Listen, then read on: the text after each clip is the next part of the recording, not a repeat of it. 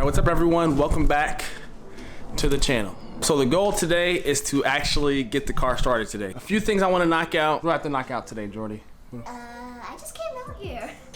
Okay, she doesn't know. So a few things I have to knock out today. So I'm gonna actually, really quick. So there's no more transmission leaks. So I'm happy about that. Big shout out to Elijah for coming through. Elijah from Moon Performance for coming through and getting that taken care of for me. So the car is still up on jack stands.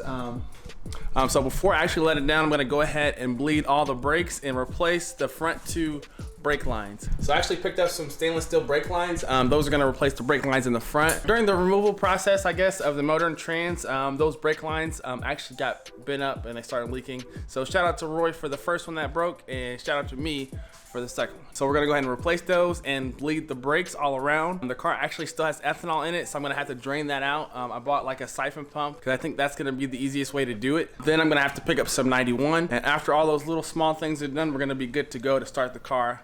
Once, of course, the base map is put on, which I'm gonna do that in this video as well.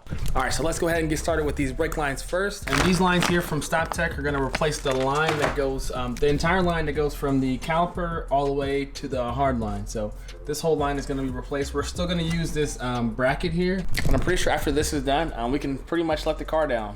I think all the undercar stuff is like completed. I actually may leave it on the jack stands when I do the first start just to check for any leaks. But fingers crossed this goes smooth.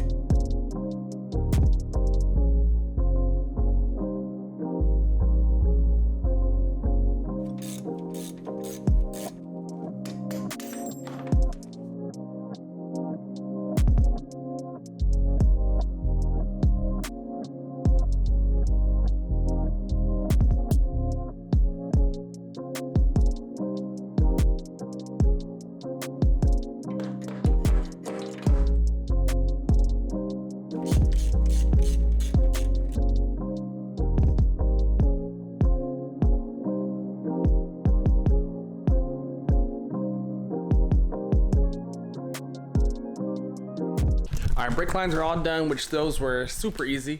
I went ahead and threw the wheels back on after, of course, I bled the brakes. And now I actually need to remove the ethanol or the E that's in the gas tank still. All right, so I picked up this pump here, this like hand pump thing. Hopefully this works. It was only like, I don't know, like $8 or $9, something like that. But I'm gonna use this and hopefully I'll be able to get all the gas that's in there out. Then I'll have to run to the gas station, pick up some 91, and hopefully I'll be good to go ahead and try to start it out with the base map on there. Hopefully everything works out well. A lot of time went into this, and yeah, I'm ready to drive it.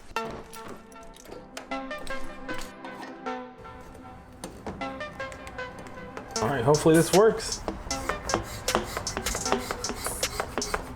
A few moments later. All right, so I'm guessing there's something in the tank that prevents you from like siphoning the gas out. There's some kind of blockage there, so I'm actually gonna have to pull up the back seat, pop out the fuel pump and do it from there. Luckily, it's super easy to remove the fuel pump, so let's go ahead and do that. And hopefully I can get this gas out of there.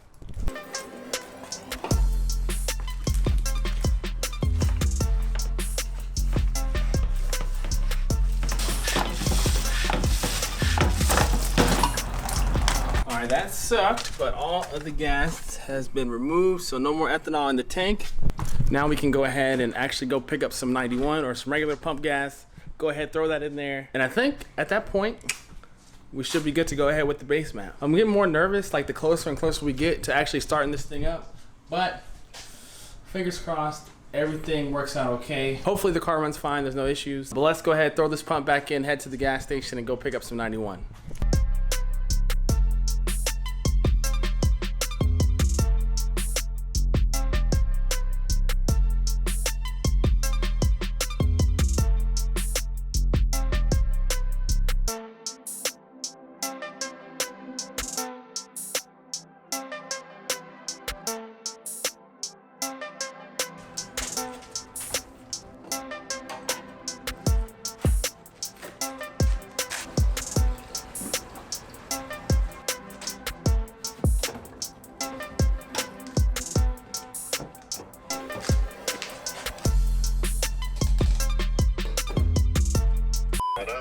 right, bro, what am I doing?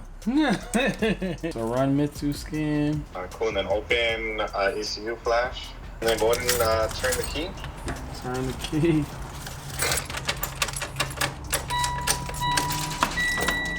And it's up like plugged into the computer and everything. Yep. All right, cool. So go ahead and just go ahead and run that mid-2 scan again. All right, cool. And then go ahead and do file and open run, and then go ahead and do the blue, and we can test it first. This one right here, the one to the right? Yeah. Cool. Just hit okay.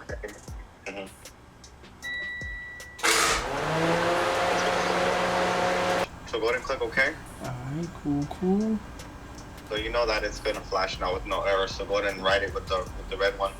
Go ahead and permanently flash the base map on. Cool. The next day.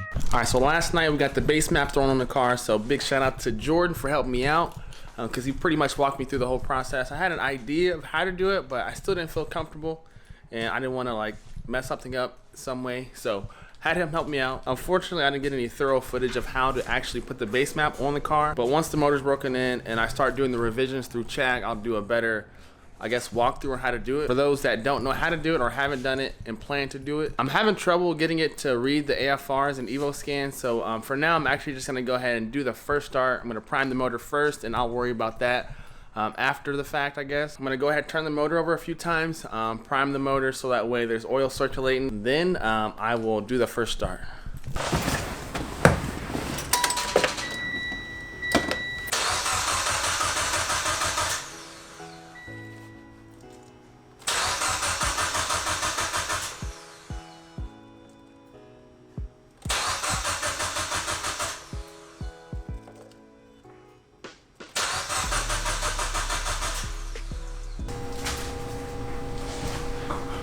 Ready? I think so.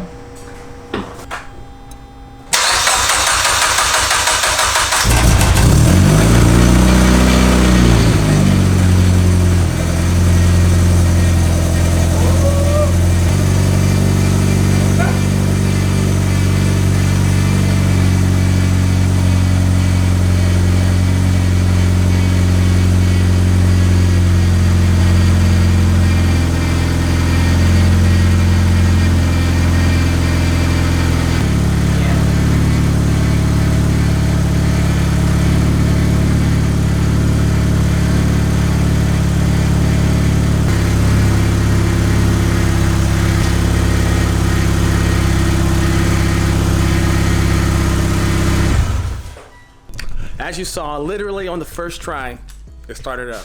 Started up, no problem. There was a weird noise coming from like the timing chain side. I don't know if that's normal. I don't know if it's because like there's oil still I don't know. It's all new. I don't know. But I'm super excited right now because it started up and I'm happy. It didn't blow up, I guess. That's a plus. The manifold's already starting to change color. Starting to change into that goldish, bronzish color, which looks kind of good actually. Actually looked underneath it, didn't see any leaks. So that is actually a plus as well, because honestly, when you're first starting up a motor for the first time after you've pulled the motor out, put it back in, you're expecting some leaks, maybe minor, but I actually didn't see any leaks whatsoever at all. So actually kind of impressed with myself.